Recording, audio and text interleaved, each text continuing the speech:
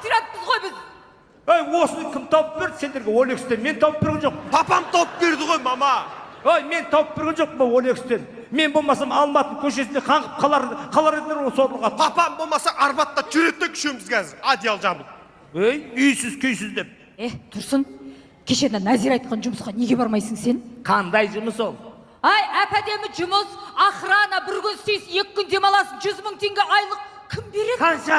100 мың. 100 мың ақша ма? Ақша емес қой, папа. Ой, 100 мың ақша ма? Ертең айтады ғой жұрттар. Әділеттің папасы қаяқта істейді? Охранада.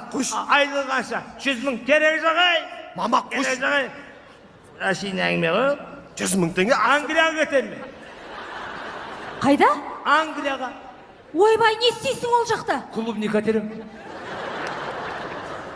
Клубник әтерем, Англияға кетем. Қазір баламыз екеуміз күзде кетеміз. Виза күтіп отырмыз. Англияға кетем, сол кезде немене бәрің деп күліп отыр. Менен қарызға ақша сұрайсыңдар. Құда қаласа. Бермеймін. Тұрсын. Сағынасың әлі маға бізді. Сағынасың, мен әлі сағынасың. Маңдайсыз әлі. О, май гад дейсің маған әлі.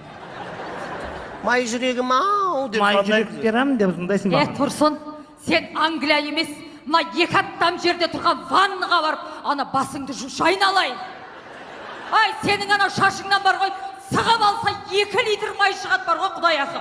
Жумайым, Шыңғысхан бабам жумапты ғой, іш жерін жумапты ғой, құт кетіп қалады. Керек жағай, Англияға как раз осындай шаштар керек екен. Жумаймыз, мама.